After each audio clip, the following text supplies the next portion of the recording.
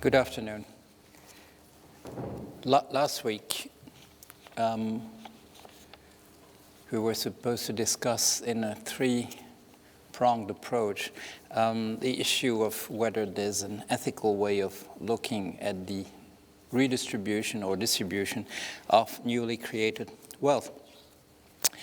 And the Cyprus was so much in the news. It is still in the news, but we were right in the middle of the crisis of which we didn't know how it would be solved. And I decided to focus my discussion of that issue on the issue of Cyprus. Since then, it was on Tuesday, I had the opportunity to discuss it further. I was asked to testify at in a hearing at the French Assemblée Nationale, the French Parliament, precisely on the issue of the, not of Cyprus as such, but on the issue of tax havens. And I had a further opportunity to dig into the issue. I don't know if any of you have watched the program yesterday on the Flemish-speaking television, Belgian television, a program called Het Verdriet van Europa, and some of you have. And I was pleased to be a part of that program, to be one of the persons interviewed and be able to dig even further into the ethical issues which are surrounding the current evolution of the not only of the Eurozone but also of Europe as such.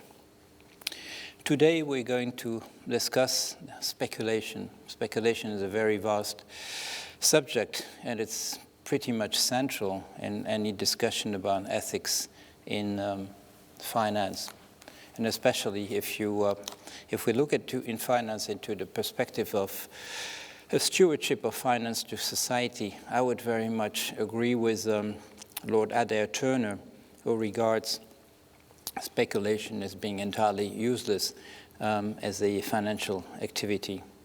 It is often justified, and people will say typically that some amount of speculation is necessary or useful, and typically they don't have any explanation for that. I was sent again an email yesterday by someone who said that, the majority view is that among experts is that speculation is useful to some extent. So I just replied to that person. I said, well, would you please send me the demonstration?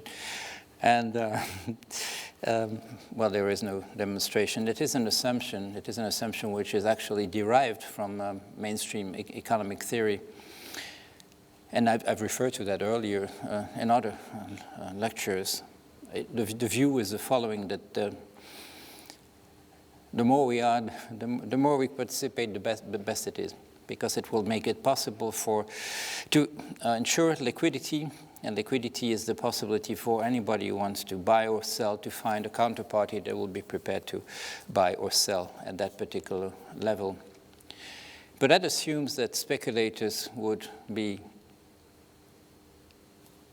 available either as sellers or buyers at a price that would be useful for anybody else but speculators. That the normal people on the market are the people who have really something to sell or to buy. To take an example, on the futures, on the market, the future markets for gold, for instance, somebody who would be a commercial, as the Americans call it, would be somebody who would be there because he or she has something to sell or to buy, that has some gold actually to buy or to sell. If I use that particular example, it is because it is the futures market where the proportion of people who are actually there to buy or sell is the smallest. I think it's something like 5% of the people who are there. What are the other people doing on that market, the 95%? Well, they're just there to push the prices up or down in order to make a profit, or so they think that they could. And I think the figure of the amount of gold which is traded in that way on futures market is about 7 times whatever is available in the world. So therefore, there is a total disconnect between what is being exchanged there and what is being bet actually on and what is actually available as a commodity. The view that is often put forward is that speculators are useful because they bring the price closer to its fundamental. And the fundamental would be the objective price of something. Usually when you look at what is called a fundamental, you see that it refers to an additive theory of a price, meaning that the fundamental is actually, if you could separate in all its elements the price of a commodity, you would come up with its fundamental. That would be it. And let's say for something has been, some product has been produced, well, it's the addition of all the costs that have been involved, plus legitimate profit margin, and that would be the fundamental price of that particular good. If you look at financial products, and let's say typically at a derivative. Well, a derivative financial instrument usually is, we've been discussing in another lecture, can actually be decomposed into simpler elements. And if the idea is that the fundamental, the actual objective price for that product would be that of combining the different element of price that you find in that particular product. And you will see, some years ago I was opposed in a debate in order to produce an article in a French magazine called Philosophie magazine about speculation precisely. I was opposed to a representative of mainstream views of economics who was very much a holder of that view that speculators allow or force price back to its fundamental. The view is the following, is that the fundamental, that there is a kind of attractive power of the fundamental, and that the speculator will notice that either the price is actually too low compared to the fundamental, and he would push it back by buying, and that if he realizes the price is actually higher than the fundamental, he will actually push it back by selling. Push it down by selling. But this is an entirely theoretical view based on some representation of economic process. If you ask a speculator, he will not tell you at all that he's actually trying to bring the price to the fundamental. You may actually then say that he is actually or she is doing that unconsciously. But the view that of the speculator, what he's trying to do or she's trying to do, is very much convincing. That he's actually trying simply to sell at a higher price than the price he's bought. And this is something entirely different. It's a different story. And that may lead, for instance, the speculator to try to push the price up. And when we talk, for instance, of high-frequency trading, and we look at what buyers are doing and trying to use the fact that operations are going very fast there at about 2,000 a second, in order to try to hide what's doing, they are trying definitely to push the price in the direction that will be helpful. Let's say that a person has a lot to 100,000 contracts that he or she would like to sell, and that he's not satisfied with the price which is currently there. He will sacrifice, let's say, little packets of 10 shares at a time, trying to push the price up, which you can do. If you look at interviews of traders, they explain that you do that, and they were trying to do it, for instance, they will explain that they were trying to do it at a time when their colleagues would be having lunch, and that they knew at that point the market would be thin, and they could try to do that. But that's exactly what a speculator is trying to do. Markets now, typically markets are symmetrical, meaning that you can develop a strategy of pushing the price down and make a profit in that way. If you are a short seller on the market, meaning that you put yourself in a position of being a seller by definition, and to try to push the price down. If you were a buyer, you try to push the price up. But these, either through construction on the spot markets, we can build a short position, or by design on the futures market, where the market has been set in such a way that you can win by being a seller or by being a buyer, and you can enter the market as a position called buyer or seller. And of course, if you're a buyer, you're making profit, the price is going up. If you're a seller, you're making profit if the price goes down. So what a speculator tries to do is to make a profit. And that's the purpose, that's the goal, that's the aim, that's what they're trying to do. If in the process they would unconsciously bring the price down to the fundamental, that would be like a side effect. It's not at all part of the strategy. But if you look what actually happens, you realize that they are actually pushing the price in one direction or other. And if you're not an economist who doesn't really believe in these theories, you know exactly, everybody knows what a speculative price is. Everybody knows that a speculative price is precisely a price which is far away from the fundamental in a way or another. That's what the word means to everybody. So everybody who doesn't know about economic theory knows that a speculative price is far from the fundamental, the objective price, if you wish.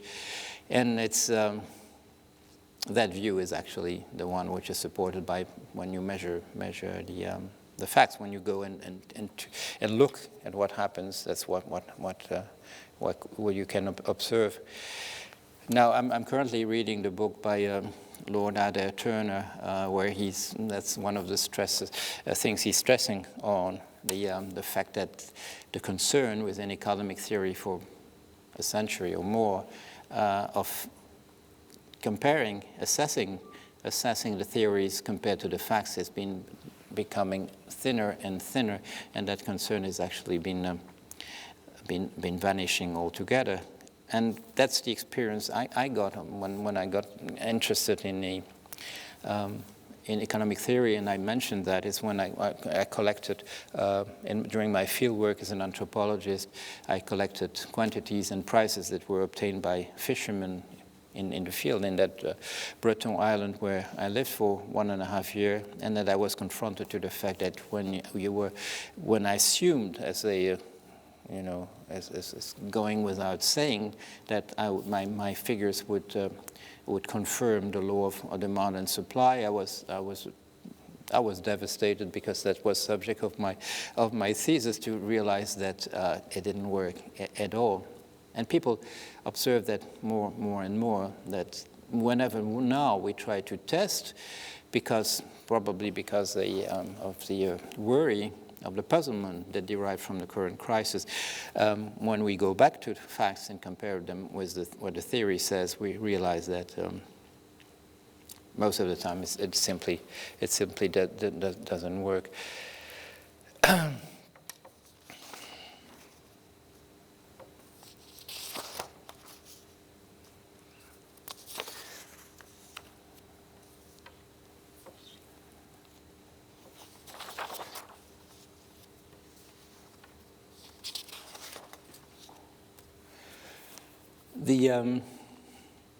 I gave in earlier lectures, I gave a number of examples of situations where speculation had brought prices very far away from the fundamental.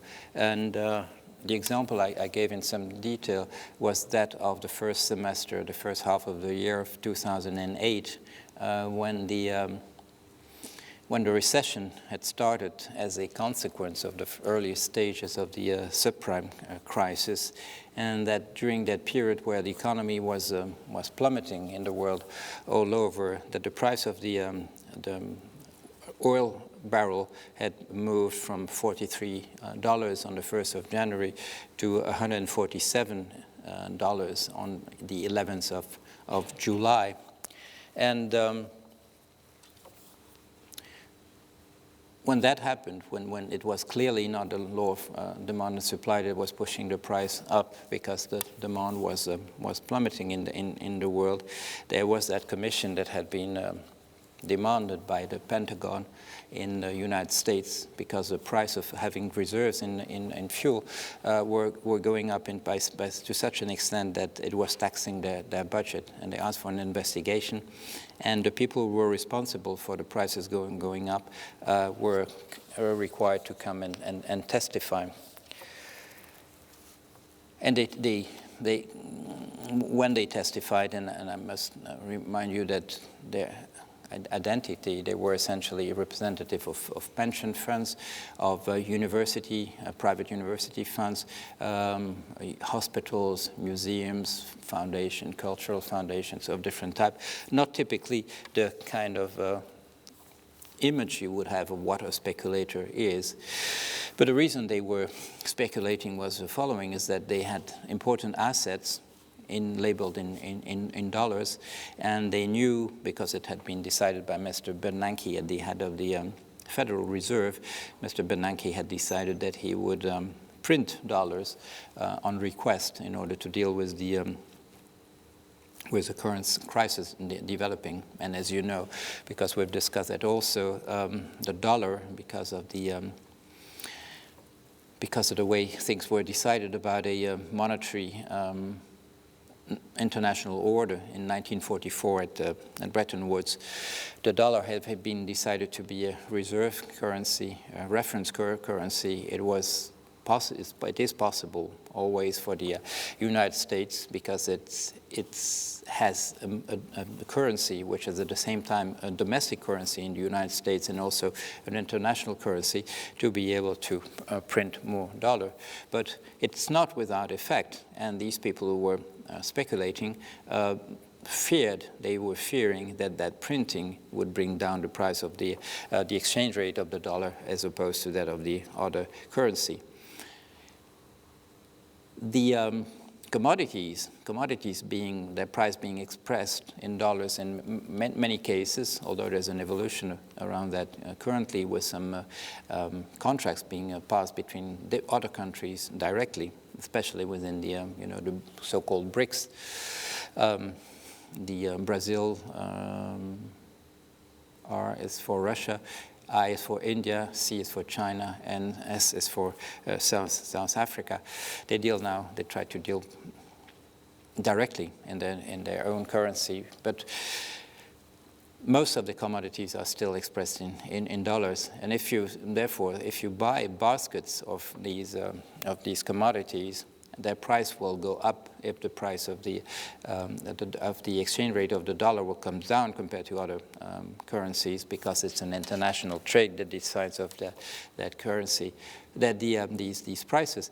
And therefore, it was a good strategy probably for these people to buy commodities in large quantities. Not that they would really buy them; they would play on indices representing the value of these products, and that's why they were speculating. When they were called to testify, their reaction was that there's a stigma attached to being called to a hearing and having to explain what you're doing exactly, and they had to explain what I'm telling now, justifying it by a possible plunge in the value of the dollar compared to the other currencies. But anyway, they went home and they sold their positions because they didn't want to be having that negative image. And what happened is that, of course, getting out of their position, their long positions, as opposed to short, the values of all these products plummeted.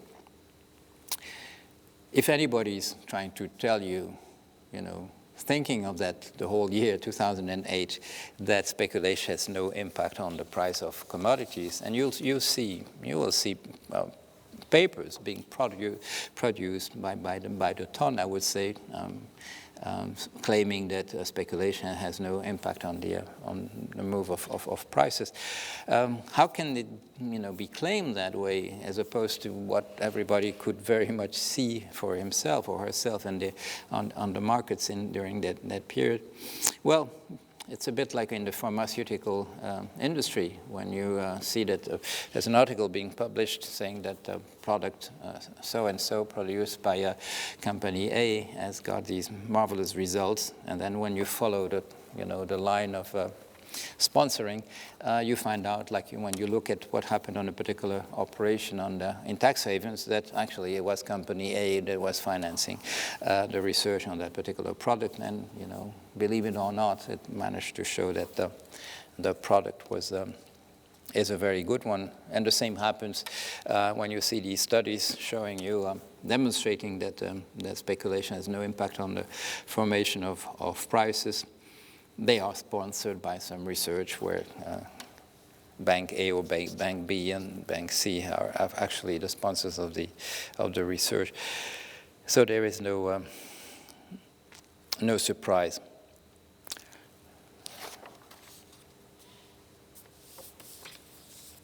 What we call financier, that's a difficult term, financiarization of the economy. When you looked, I think it wasn't, the figure was 47% at the very beginning of the crisis in 2007, that in the United States, 47% of the money was I mean, not the money, of the economic growth that was produced, 47% was produced by the financial industry. And this is not, this has a link with the concentration of wealth within our countries. I've been in that argument before when we've been discussing of these issues of distribution of wealth. But let me briefly recap the argument from the figures from the American census in 2010. When half of the population of the United States, the less wealthy part of the population, shares 2.4% of the wealth of the country, it is not difficult to realize that there's not much purchasing power there in that case. And if you try to put more money into producing, into financing, investing in the industry and producing more products, you will see that you'll come very quickly to a limit to what can be bought by the population, because simply the purchasing power is not there. When at the same time 1% of the population concentrates 40% of the wealth, you would have to develop, I would say, luxury industry to such an extent that it would become a major part of the economy. But as you know, there are limitations there. I mean, once you bought 1 yacht, 2 yachts, 3 yachts, I mean, if you have a lot more money, I mean, you won't buy a dozen or 200. There are limitations there. The same way in buying jewelry. One way of putting a lot of money into commodity is to inflate the price of art, under the different forms, and we see that when there's a bubble, we see that the price of paintings, famous paintings, goes up by in a large way. But because a lot of that money cannot be found, cannot be produced, put in the industry as financing, because otherwise it would provide overproduction, that money is just available there to be used for speculation. Either, as we saw, speculation simply not in order to try to gamble, because these people were the head of pension funds, of university foundations. They were not just there to gamble. They thought they were simply there in order to protect their wealth, protect against loss. But whether it's for protecting against loss or in order to gamble, the result is exactly the same.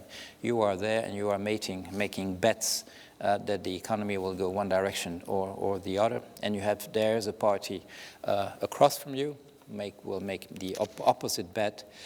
But at the same time, as we just discussed, the fact that you are making these bets are not the results of these bets is not disconnected from the economic markets.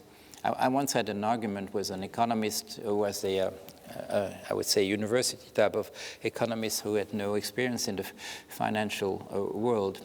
And he was saying to me, he was saying the following. He was saying, but you see, I mean, you're claiming that that the price of futures, the price of the derivatives, has an influence on the price of the spot market.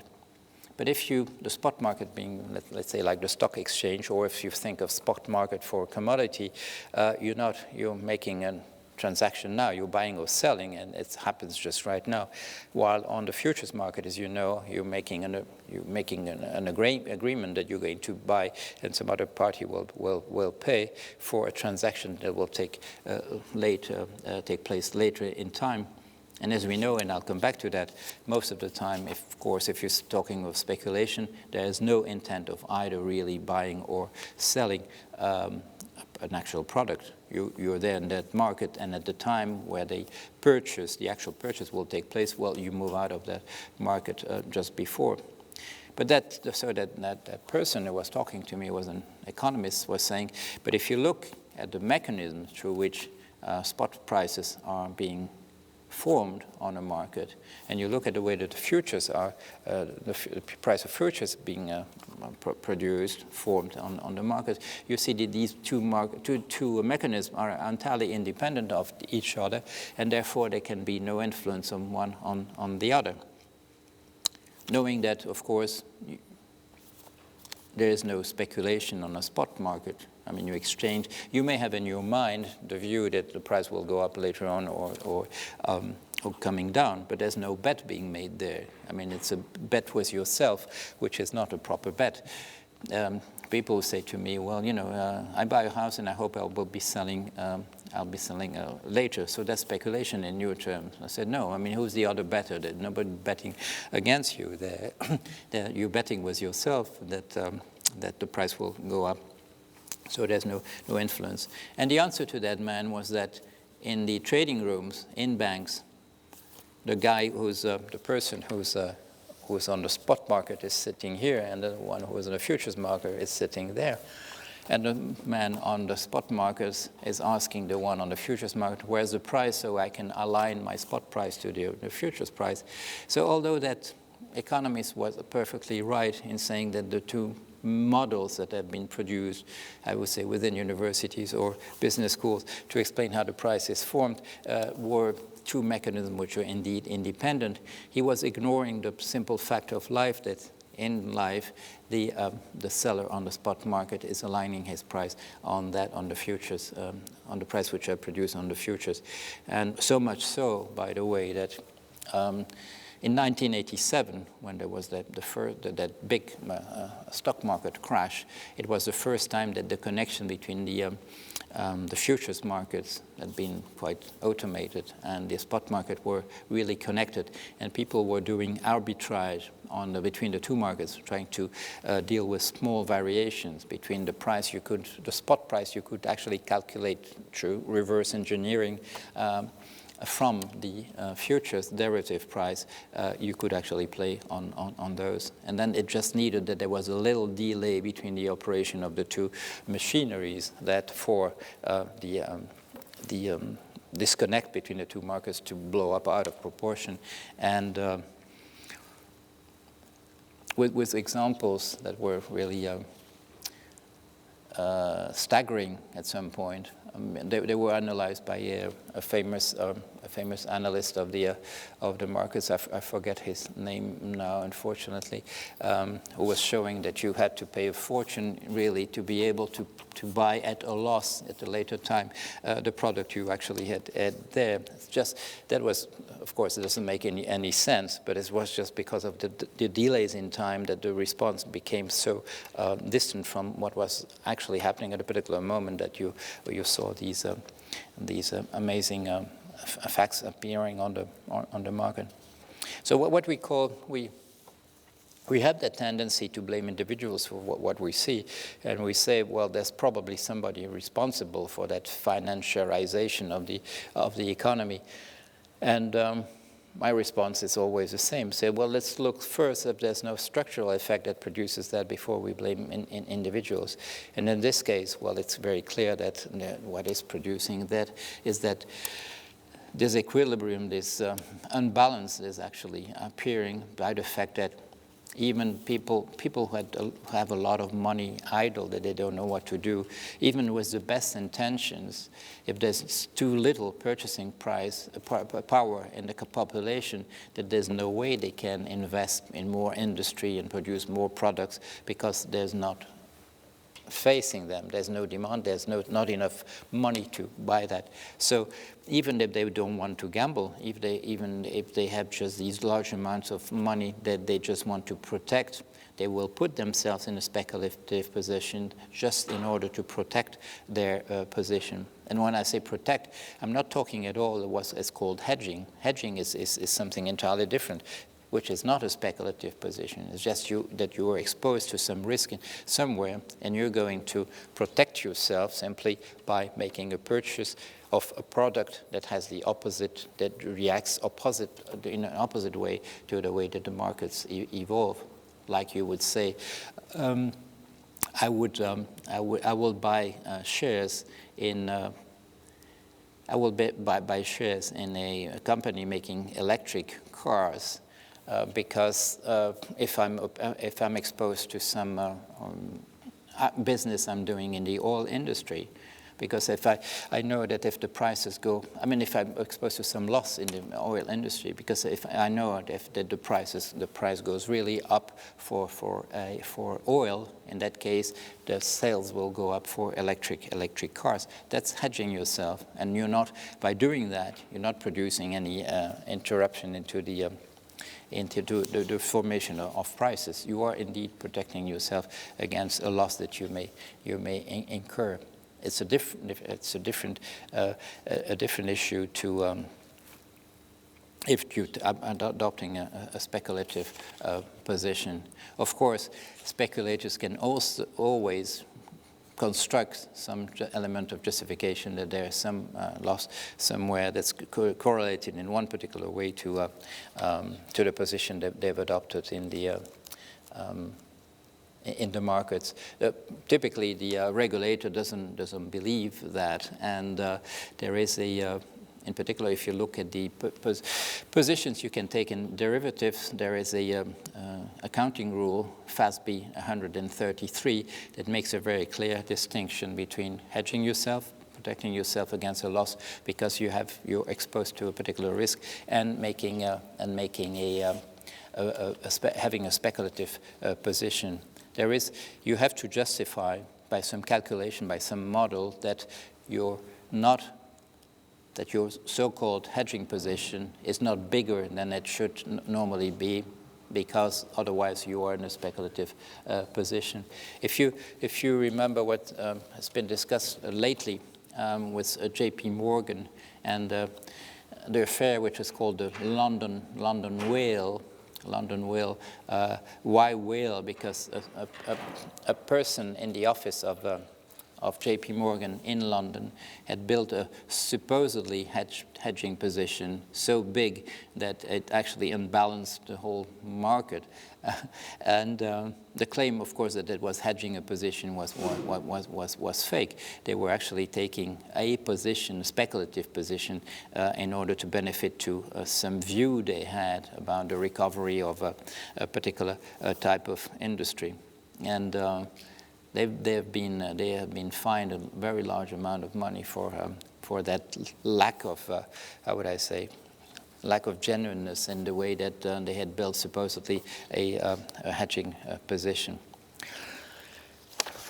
So I said a few words now first about why speculation may develop independently from the desire of individuals just to play on the markets, just simply because unbalance in the financial markets may lead to people adopting position that will necessarily develop into speculation. This is an argument I'm using when I try to justify a more balanced distribution of wealth. which is that unbalance in wealth, too high concentration of riches, structurally destroy markets just by itself without even any evil intent from anyone.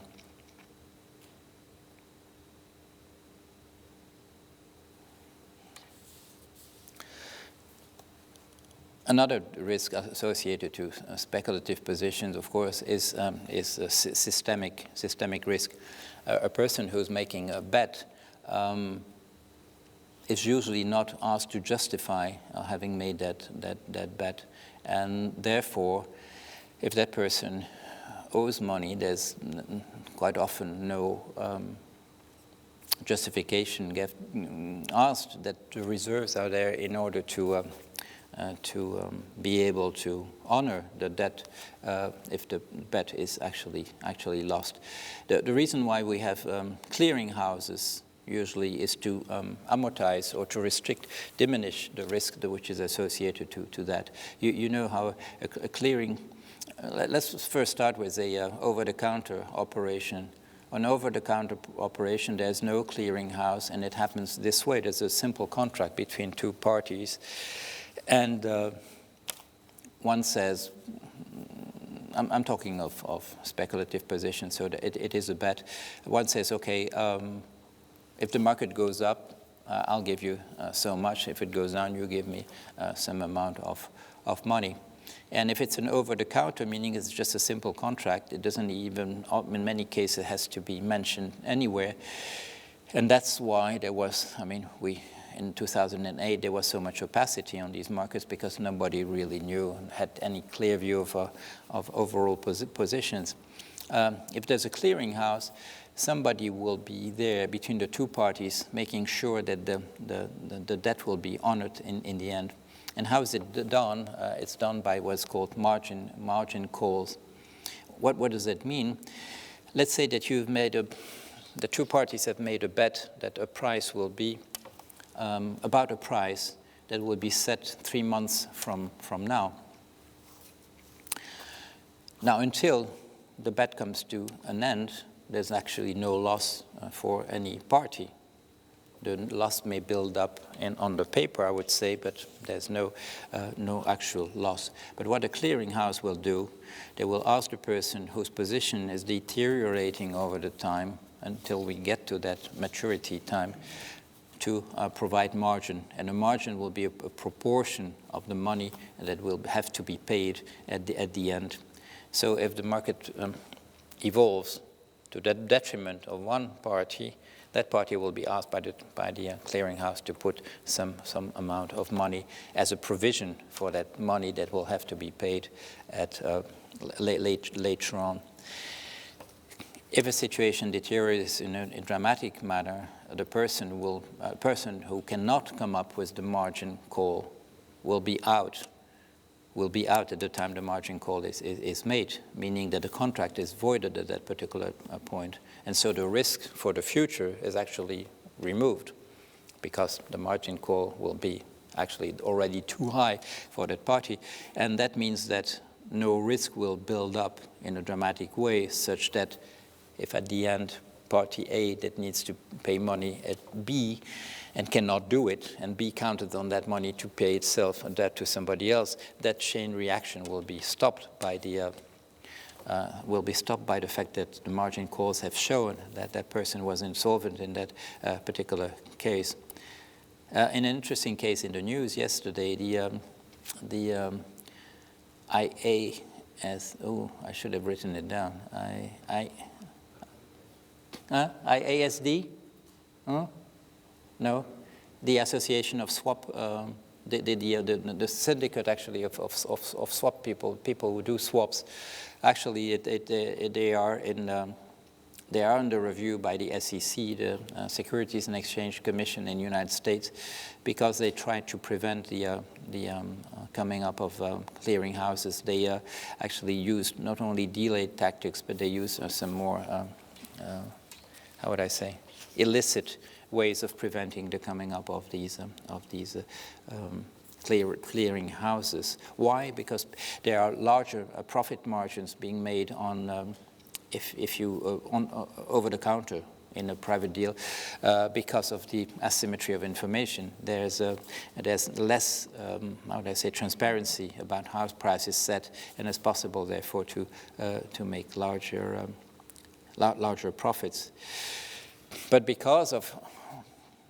and as you see, the risk of systemic risk is much higher when there's over the counter, because nobody's actually looking to find out if provisions of a sufficient level have been built up in order to be able to honor the contract at the end of the day.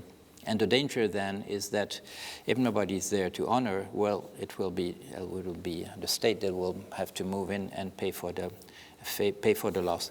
The most famous case recently is a case of AIG, American International Group, which was on that market of credit default swap. It issued the credit default swap in very large quantities.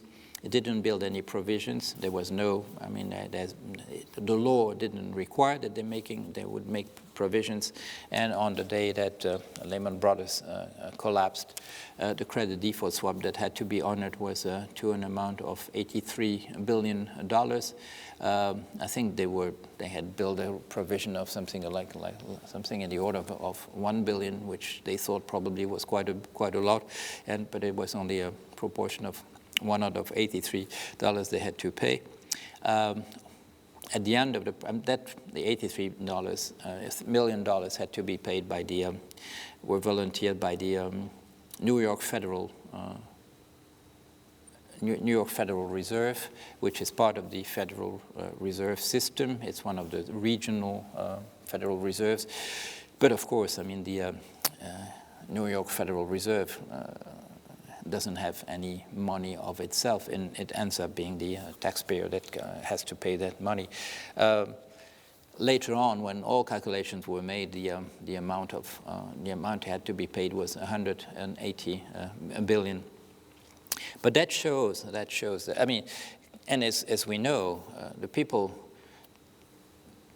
it was not an actual loss of $83 billion that was produced by the fall of Lehman Brothers, or 180 billion. The company was not even close to that in terms of value. It was because the people who had bought credit default swap were, like in most of the markets, were in their large majority were speculators.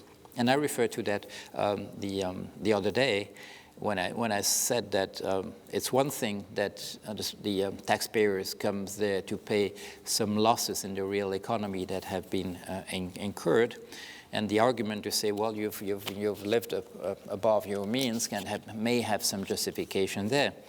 But if the taxpayer has to pay sums which are 8, 9, 10 times more than the actual loss, because they're paying actually for all the bets that have been lost by people who were simply betting, there is no ethical justification I can see of that. And for the fact that that states would blame their own population for having lost all that money, although it's only a fraction of it which had been lost for purely economic reasons. The rest is a consequence of the fact of the lack of homogeneity in the distribution of wealth in the population, leading to the fact that such large amounts of money are available for speculation. Now, I'm going to talk about the fact that, as opposed to what most people assume, that speculation has always been allowed, this is not at all historically the case. In most countries where it exists now, it was prohibited for very long periods, and it's as far as Europe is concerned, it's only in the last years of the second half of the 19th century that the laws that were prohibiting speculation have been lifted, they have been abrogated, have been removed. To persons who say, well, anyway, if you wanted to prohibit speculation, it would be extremely complicated. Nobody can really think of how you would do that. It would come to a surprise to them that in most national laws, it's about 5 or 6 articles in the law that were prohibiting speculation. It's not difficult at all to prohibit speculation. Even currently, when I refer to that accounting standard, number 133, that's mentioning the difference between hedging and a speculative position. There also, it only takes a couple of paragraphs to distinguish a proper position that protects your position, your wealth, and a position which is speculative. It doesn't require, it's not very complicated at all. And typically to Americans, you would say to me, well, how could you possibly prohibit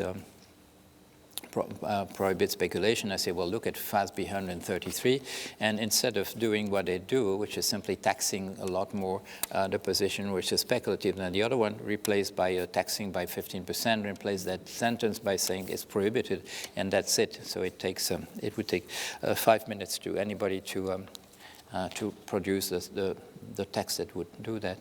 So how is it actually prevented?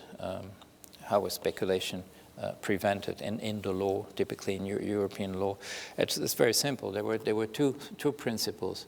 The first was that for a bet, and a bet being described very easily also. I mean, there are legal texts at every period of history which explain what is a bet. I have here one from Juriste Potier, a French lawyer. He wrote that in the mid-18th century.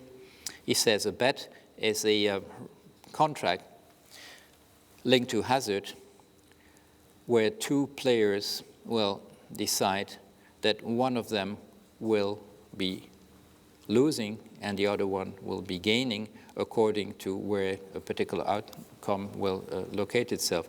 So it is not very complicated. But the way you forbid speculation is simply saying that any of these persons that have been betting, if they think they have been actually spoliated, that they've been wronged in the process because the money has not been paid to them, they don't have the right to go to the law and ask for redress.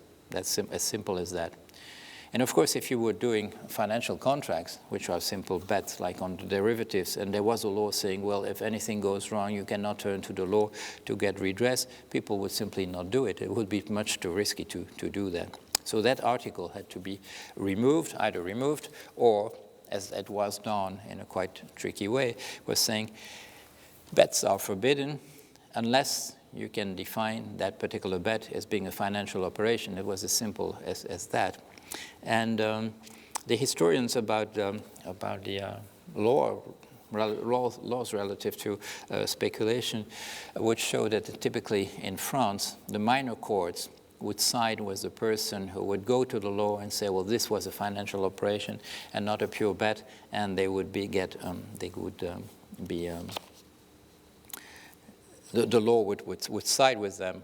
But as soon as they would go to an appellate or a high court, a Supreme Court, these would stick to the principles as with being the law, and the person therefore would lose, and it was impossible to actually do bets of that particular type, like typically on the derivatives markets, like we do now, when it's a naked position, when there's no risk being there, and that makes it impossible. It doesn't make it impossible, but it makes it so dangerous for anybody who would make a financial operation which is a bet, which is speculative, because you have the third party that across from you, your counterparty, if it loses and that you cannot do anything about in terms of the law, then of course you would abstain. And that would be completed by the other side by a text that would simply say it is forbidden to make bets on the evolution of prices of financial instruments, which is exactly what was said. So it means that when you put the laws, I mean the articles on a paper that were prohibiting speculation in the 19th century, it would fall easily within a page like this. So it is to the argument that it would be extremely complicated to forbid speculation, of course, it is not the case. So, what happened? Well, how come that it got authorized? Well, the first thing is that there wasn't much understanding of the functioning of the different type of instruments that would be speculative in nature. There a lot of, when you look at what was explained, there was a lot of confusion. At the same time, I would say, mind you, there is much less confusion now in the way that economists write about it, but a number of elements were confused, like the fact that you could sell possibly something short by not being able to show that you have it now, although there's no difficulty for you to be in that position to deliver the thing later on. There wasn't any clear separation in the representation between a person who's called a commercial now, a négociant, a trader, handelaar, who can really be there with a product at a particular time, and a person who would not. Because they would say at the time, well, let's say you were a seller of coffee, right? But you're selling a crop that's not there because it's next year's crop. So you're not in any better position, in fact, than somebody who's nothing to do with the trade of coffee anyway, and who's just like you. He doesn't have the thing that he's selling now. The fact that you will be able to get it because there's a crop coming, that's something which is actually not really material, because you both are in a position not to do that. There was a famous discussion between Napoleon and somebody who was trying to justify him selling short. That politician who talked to Napoleon and said, well, there's you are prepared to buy water to the waterman that brings you water, even if he cannot next week. You can buy him now, that he will come next week, and pay him now, and that he will come next week and deliver water to you. And although he cannot show the water, he'll sell you next week, because you know that the river will be there, and he will be able to go to the river and just bring that water. Arguments of that particular type. There was also, they got lost also in a discussion about paying compensation.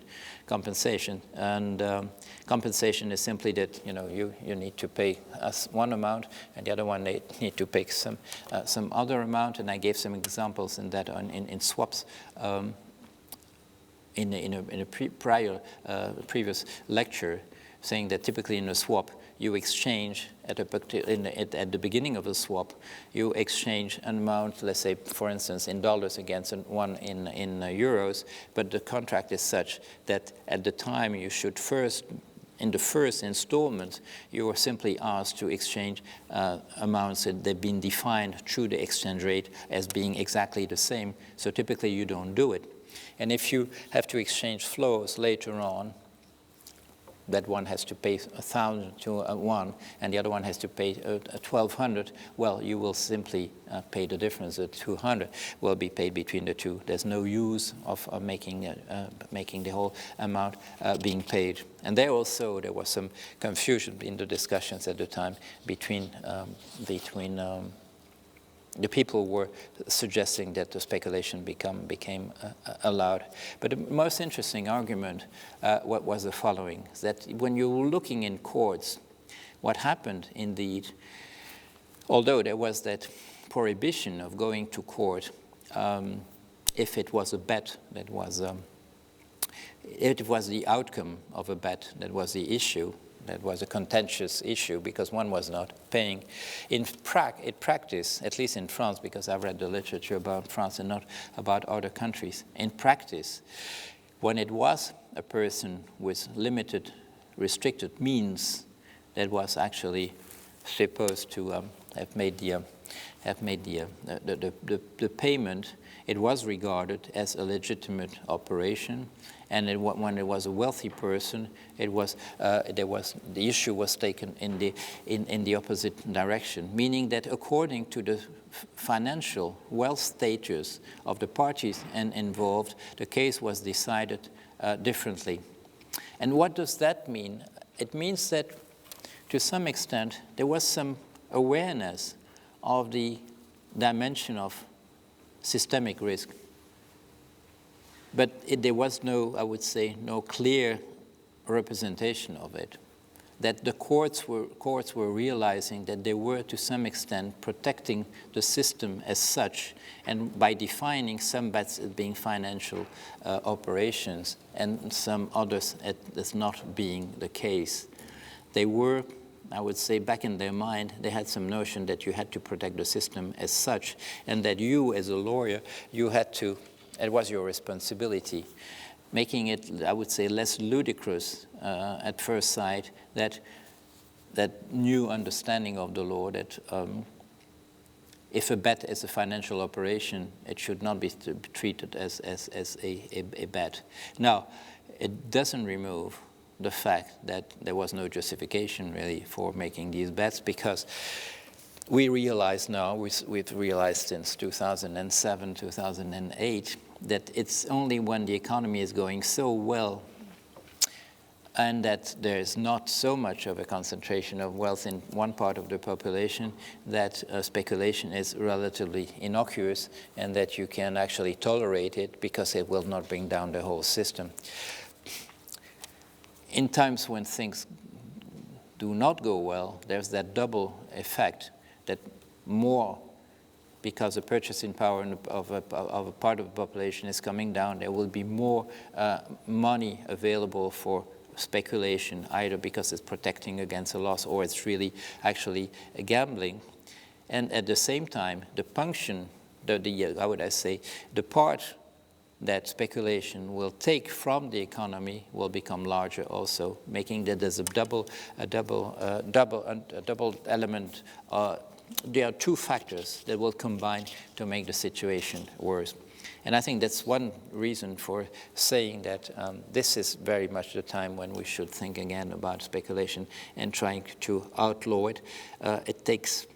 It's become too large a part in the economy, and the consequences of it are even increasingly bad.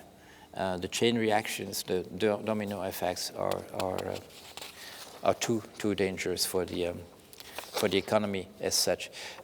Amazingly, there's very little awareness of that. People still pay attention to that argument that there must be somewhere someone who knows why it would be good for the economy or good for finance as such, that speculation really provides liquidity in one way or other, and that it's actually good for people who are present on the markets. And as I said before, speculators do provide liquidity, but only for other speculators which are across from them. Would it be bad if it were the case that somebody wants to sell or to buy something? It would be too bad if he doesn't find somebody just matching the price that he will want to buy or sell?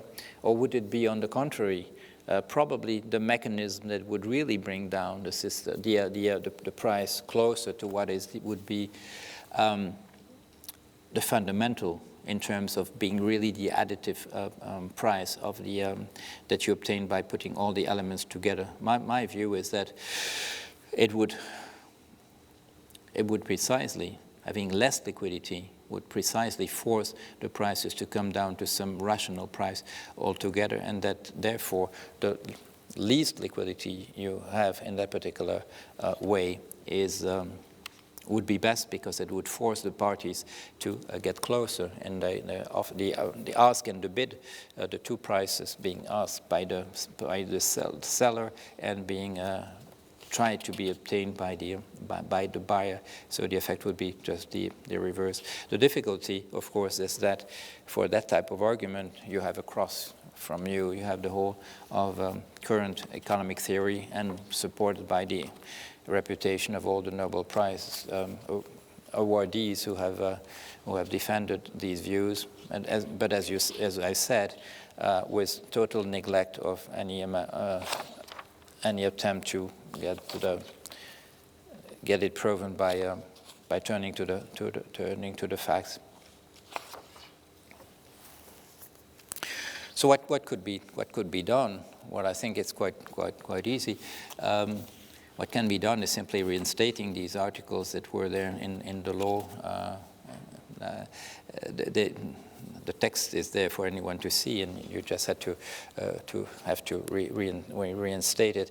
There were some historical elements which, how would I say, related to privileges for brokers that make them slow to react to innovations in the markets. The initial laws were linked to debt instruments issued by states. When the share company, the commercial company backed by issuing of shares and stocks came there, there was some cooperative reaction that the brokers would not deal with that, creating an opportunity for some people to enter the commerce for this or not. And because this being done on the margin, it wouldn't be taxed by government, and therefore would be cheaper than some operation, producing some lack of balances in the way things evolved. But it's quite amusing to read some of the texts after the laws on speculation were abrogated. They are very amusing texts for some people who are really, how would I say, so enthusiastic that they say in explicit terms, isn't it wonderful, because that allows the economy to become just a big casino. It's not regarded at all as being a disadvantage. We know how dangerous it is if the economy becomes a total casino. And you remember, there's a famous phrase from Keynes saying, "But I mean, can you really put any trust in an economic system which is backed by a casino, meaning of finance?" But in the late 19th century, that produced in reverse in some milieus a kind of very enthusiastic feeling that there's no limit to what can be regarded as a casino from now on, meaning that everybody can make, with a little talent, of course, and a little luck, can make a lot of money. Now, having said that, that we could prohibit speculation again, that wouldn't remove at all the fact that we would still have that 80% of money in the financial system which would be prohibited to go into speculation. But where would it go? If it wouldn't go there, and the risk, of course, is that just being invested in real estate, for instance, in land, that people not knowing what else to do with that money would just actually buy stuff, producing a total inflation in prices of everything. It requires already now a 30-year or 40-year loan for people to buy a house. While 50 years ago, a 10-year loan for buying a house would be regarded as somewhat eccentric, and a 5-year loan would be regarded as the norm. There's some limitations to life expectancy, and therefore we can't imagine that people going into much higher than 30 years or 40 years in order to buy a house. And that leads us also to that remark from Lord Adair Turner that it is a socially useless fact of life that one generation has to buy housing at a totally inflated price from the previous generation, that there's no justification for that. To my knowledge, he's the first to have noticed that and put it in those terms. And so in the question I've asked him, I said, what was the reaction then from the city to that remark you made that home loans are not a socially useful type of operation. And then his reply was that, fortunately, he had not made that remark to people in the city, but within a university context, and so the reactions were quite mute. So that draws our attention. If we say, okay, well, it's too dangerous for the economy to have that 80% being used just for speculation, because it destroys entirely, it produces systemic risk, and it destroys the price formation mechanism. The issue would be that how do you make sure that that money goes into the economy in a way that it's productive?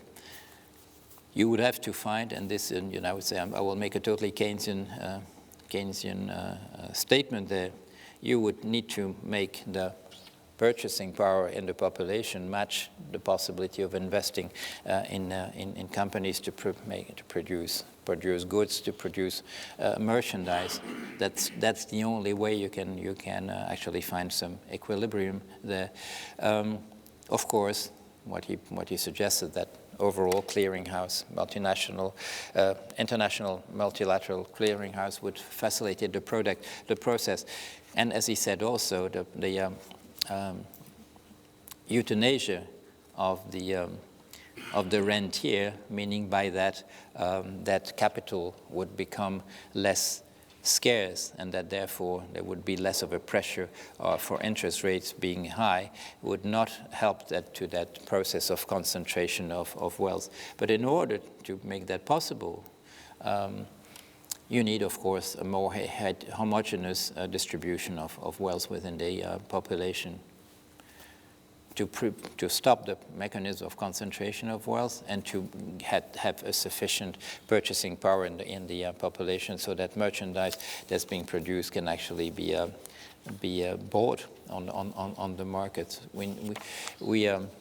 It brings us back to the fact that it's no accident that the two major crises started in the United States in 1929 and 2007, when peaks had been reached really in the concentration of wealth.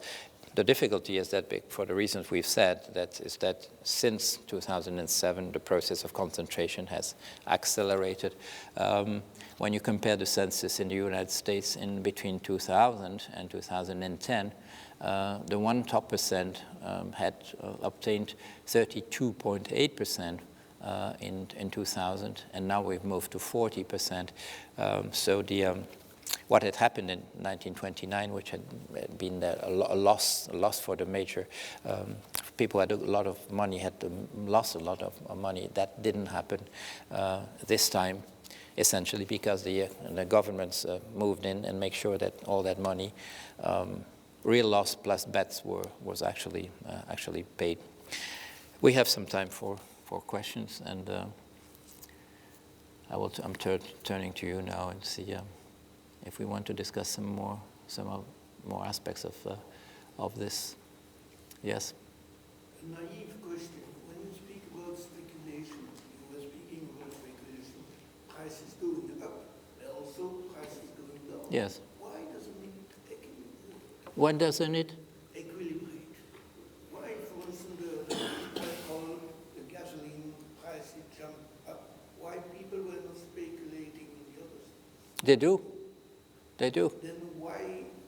Oh, yeah. No, yes. Well, you see, I mean, there's a lot of is there some yeah. agreement? No. I mean, I know the answer to that question. When you look at the papers which are written specifically to show that speculation has no influence of prices, they measure volatility. That notion of volatility is a notion which coalesces two things. Volatility may mean that from day to day it goes like this, it vibrates. Volatility is also used to say that there's a major trend developing over 6 months and that it's coming down over another period of 6 months. These are two things which are very different, trend development and vibration, okay? But again, with an economic theory, there's only one word for it. It's very, very different. Do you think you will make a lot of money speculating on vibration? No, you'll be wrong most of the time. Half of the time you'll be wrong, right? If price goes like that, etc. People are trying to do that. High frequency trading, they try to scalp They tried, meaning that if there's only a two basis point variation, they will try to get one of it. They try to, but you have to do millions of operations in order to scalp. No, what does a speculator do? And I gave the example of those which are trying to hide that through a high-frequency trade. You try to make a trend develop. You try to make that the price at which you will sell will be much higher compared to the one you bought. I mean, this is where you make your profit.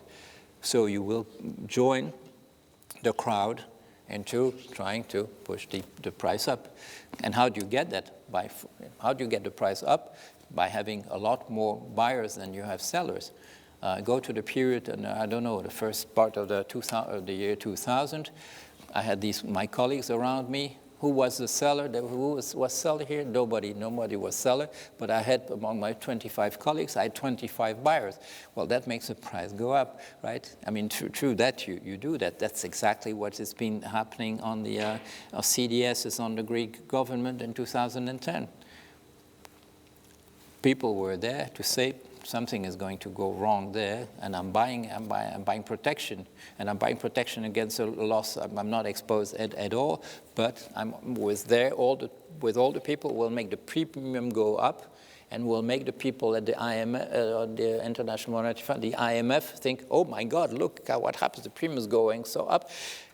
I look in my economic book. That means that the objective price is that's the objectivity of the situation. That means that the Greeks will going to come down, and therefore, I mean, yes, you have that's the situation, and it's justified that they will have to pay 60% on loans for 3 months because that's what the markets has determined. Because there's no theoretical space within that theory for speculator. A speculator is just simply somebody who's working on the objective price.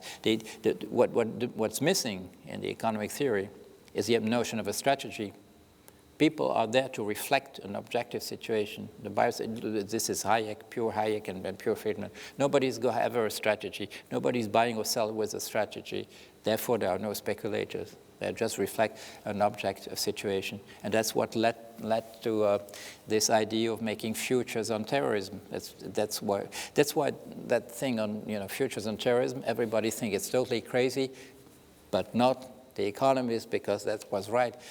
If you create a future on terrorism, the people who know about things that will happen, they will go on the market, not through a strategy, but just to reflect the objectivity of the situation, that they know there will be some bomb explosion, and therefore, you will have on the other side the people who think, well, maybe these people will be found out before, and so on, etc. That people would go there just to make money out of a strategy. There's no room for that. Why? Because of market efficiency. The theory of market efficiency means that nobody's ever there for a profit. It's the same reason why the factor in the Black-Scholes model for the profit of the seller was not there. And I was naive. I said, why didn't they put that factor that would make the model work right? Well, no, because that's market efficiency, though there's no room for profit. But that's a consequence of, how would I say, the axioms. It's not what people observe, because you can make the model right by adding the factor of profit.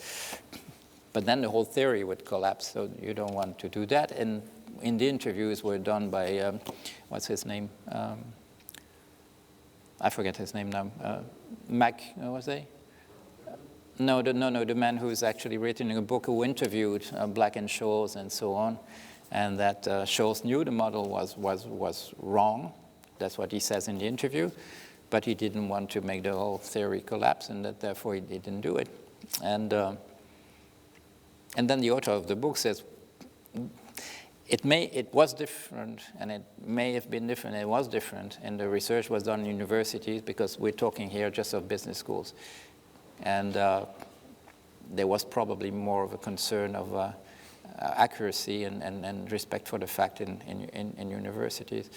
But the irony, of course, is these people use all these mathematical methods in order to claim for scientificity. And but then when you start looking, and we only start doing now, I mean, how is that ever shown on numbers? Then you're surprised to see it didn't happen. Or the most amazing in that particular book is the following, is that how was this theory of itself of market efficiency, how was it actually tested? Was it ever tested? Yes, it was tested.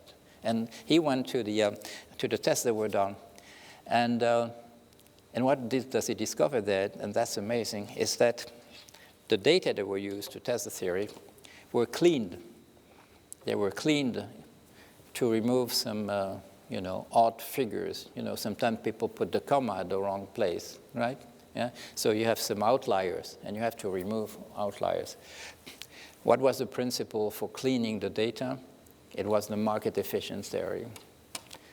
So the data were shaped in order. It was probably not done out of malice. It was the person who was cleaning the data assumed that theory was right, and that was the way he would define whether a datum had to be kept to be tested on, etc. And of course, this is circular.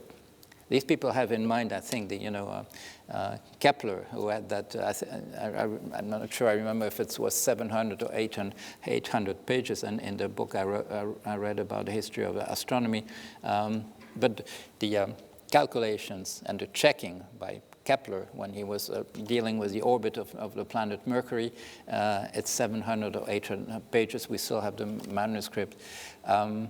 That does shame all these Markowitz and Fama and all these people. I mean, they never bothered. It takes people like Turner now to have gone into the credit default swaps. Is it objectivity? No. It shows that on all these financial products, the premium for the credit default swap, when were they lowest in the history? At the beginning of 2007, right? It didn't work, but nobody was concerned. I mean, the concern for the construction was prevalent. It directed all reflection. There was no that certainty the theory was right blinded people entirely about trying to test it on datum. Yes, Maxim. Could you explain once again how in practice you should ban certain speculative transactions? Because I honestly don't, you said it would be an easy job to do, but I don't know if that's entirely true. I think it's rather difficult to define a detrimental speculative transaction. Because I don't know if it's that easy to just say, okay, we're going to ban all speculative transactions. Because in my opinion, there are a lot of risk contracts and speculative transactions that have certain economic benefit. I agree that there are transactions such as naked CDS, for example, that are in fact detrimental and shouldn't be allowed. But on the other hand, you have when a certain company takes a short position for hedging or arbitrage purposes, just as a factor of their risk management, I do believe those transactions can have an added economic value. It allows companies to manage their risk.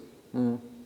Well, it will be then your word against Lord Adair Turner's. He claims he has a crew which tested the thing, that it's that the overall benefit is negative.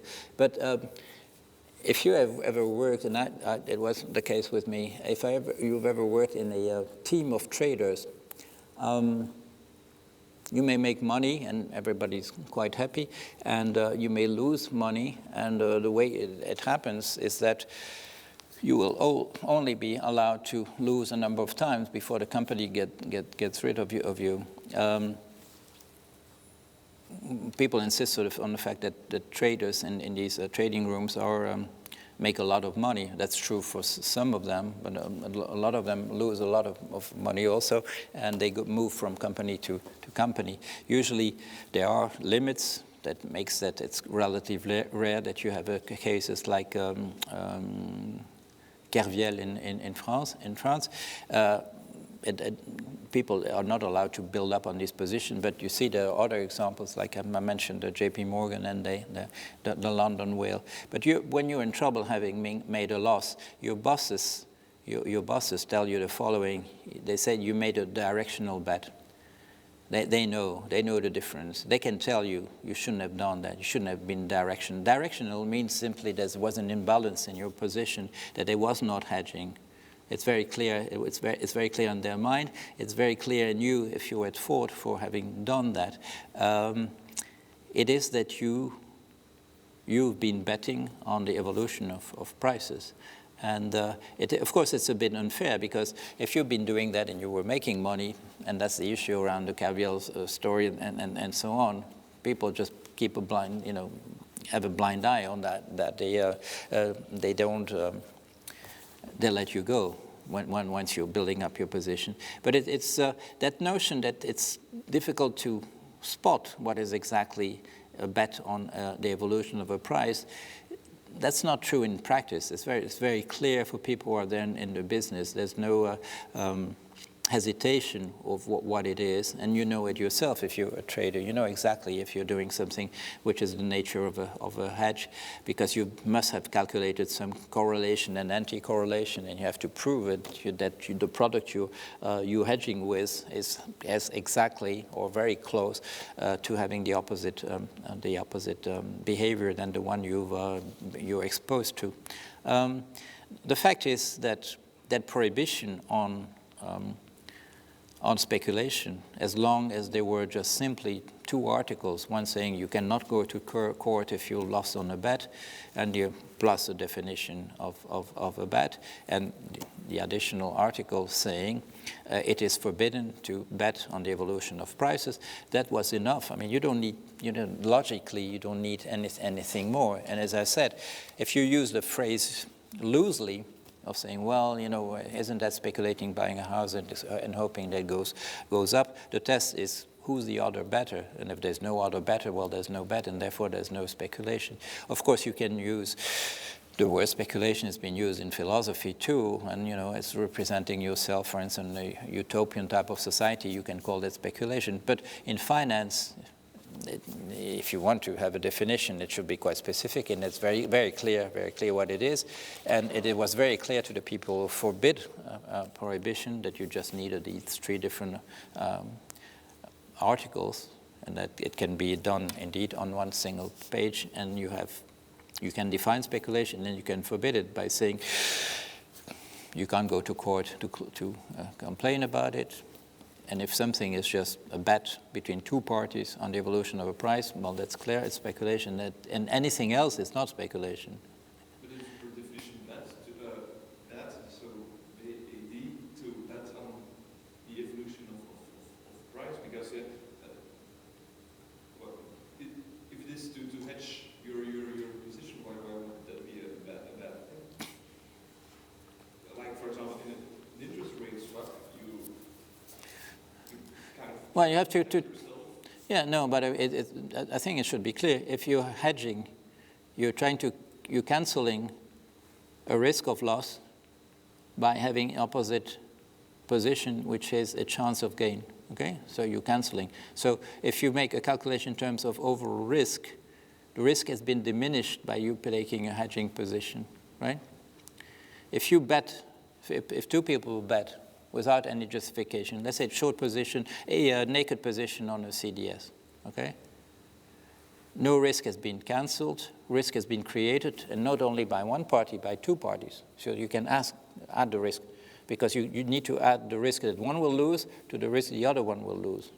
And you have to put in the calculation all the people, they promised, each of them, that they would repay them of something by paying the money they will win on that. And that happens all the time. People make the directional bets. They've already promised the money to somebody else. I've been in the subprime industry. I can tell you it really happens. The reserves, which were there at the bottom of the asset-backed securities. These were sold to somebody as if there was no risk associated. They were sold to somebody else who would buy it, although they were the reserve. They were there to prevent, to be used as provisions if anything gone wrong. They were sold before the whole thing even happened. So the perspective you should adopt is to clarify that think about the risk which are there present. Do they cancel out? That's hedging. Do they add to each other? That's speculation. Yes? Professor Jorion, when you were talking about speculation, about the systemic risks present right now, about the liquidities sometimes being created by government, and about the speculations in futures not related really with the spot and with the real market. I had to think of the healthiness of our financial system and looking in double or triple dip crisis with so low interest rates, with the fact that in moments when the economy takes up, then money flows out of the banks, and when people are a little bit scared, then money stops. I wondered what are the healthy principles for the future of our financial system? Well, I guess in the persons who are kind enough and thoughtful enough to think that we would need shares like Stewardship of Finance, they, in their view, we can come up to some conclusion and come up with some principles. And I think they do go beyond the idea that we could simply solve the issue or deal with it in a major way by just recommendations, saying to financial people, you need to moralize your behavior, and that will change things. And that's why I always put the stress on what is linked to an individual's decision-making, and I hope that I managed to do it like in a lecture like today, and what is linked to collective effects about which people are simply confronted, and they have to deal with it. And they have, when there's a bubble, there's the little you can do as an individual. A decision about whether to hedge or to speculate, an individual can make that. That's individual. But let's think about these. I gave the example of my colleagues who were all buying stuff and the prices were going up. They were part of individual decision making, but they knew they were counting on the others to do exactly the same to push the price. And that's where I think there's an advantage for having, how would I put it, a broader toolbox to look into these issues than just what is being offered currently in business schools or in faculties of economics. That you can also remember that people have a clear view, people have no notions of economy, have a clear view that a speculative price is not a price precisely which is objective, and that it's not just out of an illusion, that there's a view that we know that. And we know that volatility is not simply one phenomenon, and that it may be vibration from day to day or from minute to minute or development of a large trend, and that's not the same. But of course, when you make the calculations and you add it up, it disappears. The difference between the two doesn't show. It doesn't show that in trend and development you can make a lot of money as a speculator, and vibration you cannot. But of course, if you test the view that there's speculation, you think, I'm going to simply measure volatility, and you say, oh, well, there's volatility, and I cannot correlate my volatility to anything that has been playing a role as a factor in the development of price. Well, you've collapsed things which should have been distinguished. I was thinking of some other phenomenon.